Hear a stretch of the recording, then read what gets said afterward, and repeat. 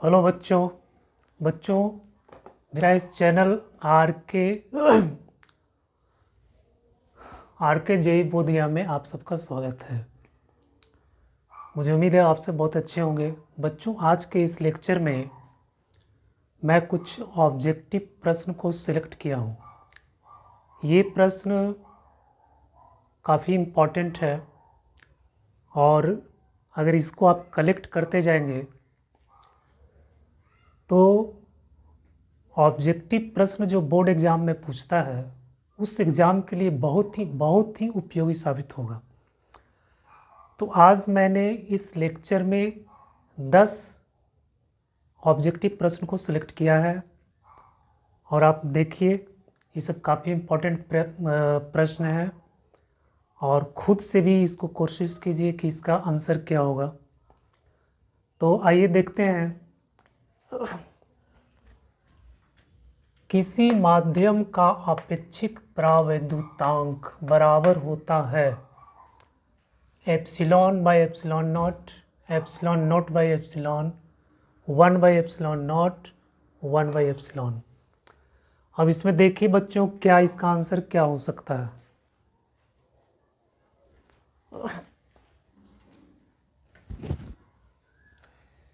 ये अपेक्षिक प्रावैद्युतांक, इसको हम लोग एप्सिलॉन आर से नोट करते हैं या के भी बोला जाता है।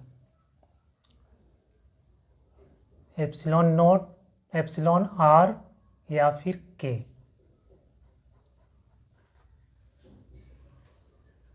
तो बच्चों इसका राइट आंसर होगा एप्सिलॉन बटा एप्सिलॉन नोट।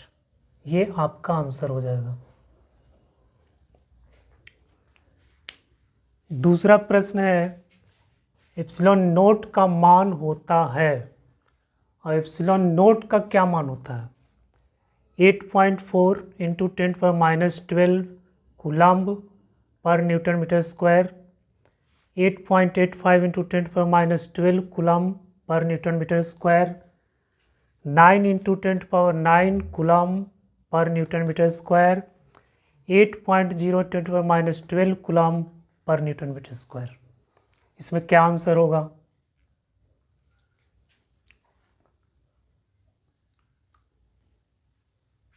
तो इसका राइट आंसर होगा बच्चों ये B, 8.85 into 10⁻12 coulomb per newton metre square. फिर है 1/4 पाई एप्सिलॉन नॉट का मान होता है, 1/4 पाई एप्सिलॉन नॉट का मान क्या होता है।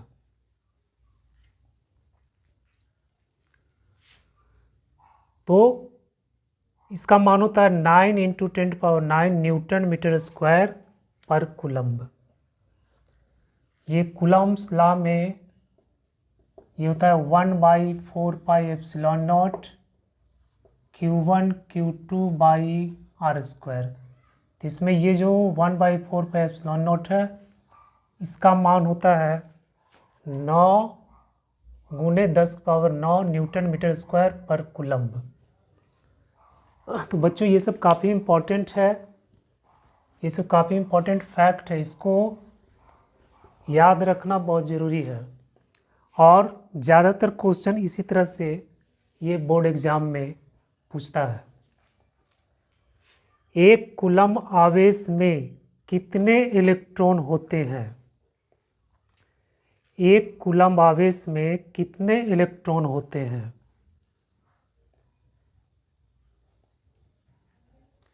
एक कूलम्ब आवेश में कितने इलेक्ट्रॉन होते हैं।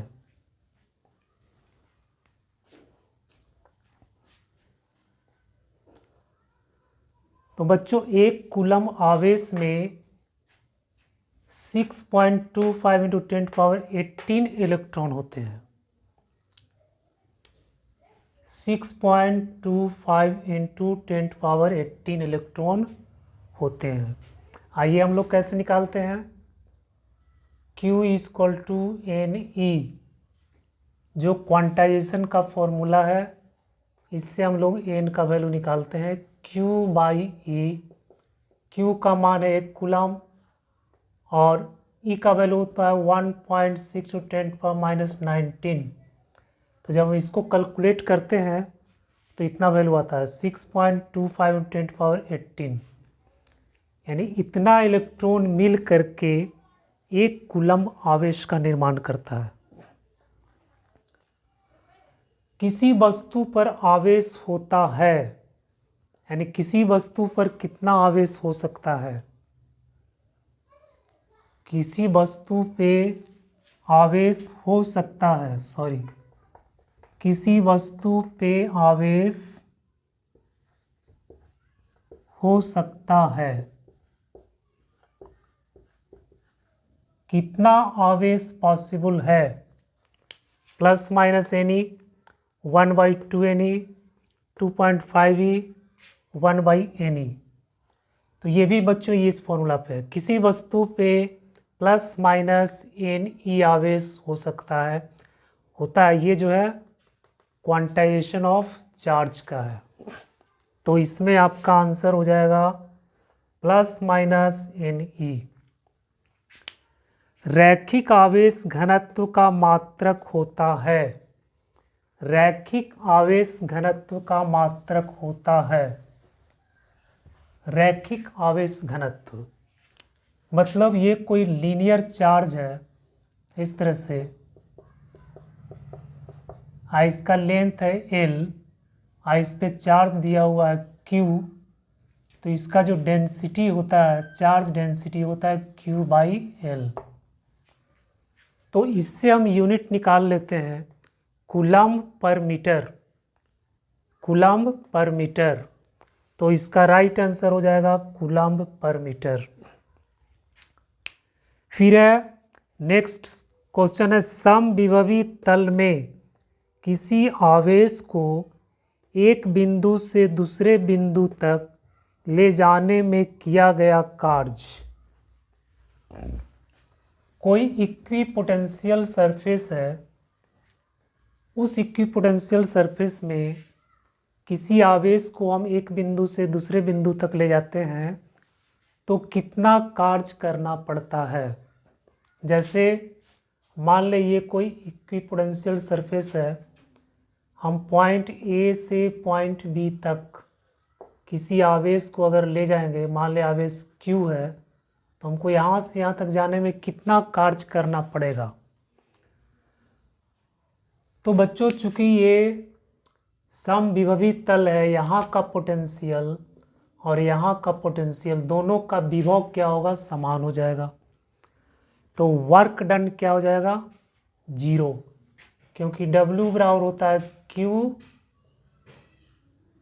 Q delta V। तो Q हो गया और डेल्टा V क्या हो जाएगा, 0, यानी change in potential, change in potential विभव में अंतर।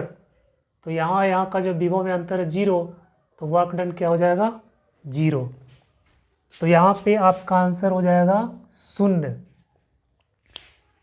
E/Q किस भौतिक राशि को व्यक्त करता है, E/Q किस भौतिक राशि को व्यक्त करता है, बताइए। E/Q किस भौतिक राशि को व्यक्त करता है, आवेश को, विद्युत क्षेत्र की तीव्रता को, विभवांतर को, धारिता को।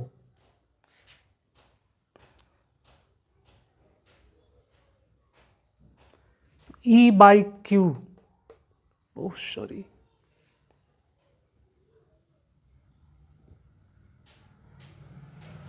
सॉरी बच्चों, F/Q, I am very sorry. F/Q किस भौतिक राशि को व्यक्त करता है, तो F/Q यानी फोर्स बाई चार्ज, तो ये होता है इलेक्ट्रिक फील्ड। E बराबर होता है फोर्स पर यूनिट चार्ज। तो ये जो है E को रिप्रेजेंट करता है, यानी विद्युत क्षेत्र की तीव्रता को व्यक्त करता है, विद्युत क्षेत्र की तीव्रता। किसी बिंदु आवेश के कारण इससे r दूरी पर विद्युत क्षेत्र होता है, क्या होगा, ई प्रोपोर्शनल 1/r², ई प्रोपोर्शनल 1/r, ई प्रोपोर्शनल r, इसमें से कोई नहीं। किसी बिंदु आवेश, यहाँ पे आवेश है Q और इससे r दूरी पर यहाँ पे इलेक्ट्रिक फील्ड कितना होता है, तो होता है KQ/r²। तो बच्चों इससे हो जाएगा E प्रोपोर्शनल 1/r²। तो आपका सही आंसर क्या हो जाएगा, E प्रोपोर्शनल 1/r²। फिर किसी बिंदु आवेश के कारण इससे r दूरी पर विभव, तो Q आवेश के कारण r दूरी पर ये विभव क्या होता है, विभव होता है KQ/r। तो यहाँ पे V प्रोपोर्शनल 1/r हो जाएगा। तो आपका सही आंसर हो जाएगा V प्रोपोर्शनल 1/r। तो बच्चों आज के इस वीडियो में ये बहुत ही इम्पॉर्टेंट प्रश्न है, ये ऑब्जेक्टिव क्वेश्चन है जो बोर्ड के लिए काफ़ी इम्पॉर्टेंट है। अगर 10-10 प्रश्न, मैं हर वीडियो में 10-10 प्रश्न जो है आपको बताऊंगा और उसको एक्सप्लेन करेंगे।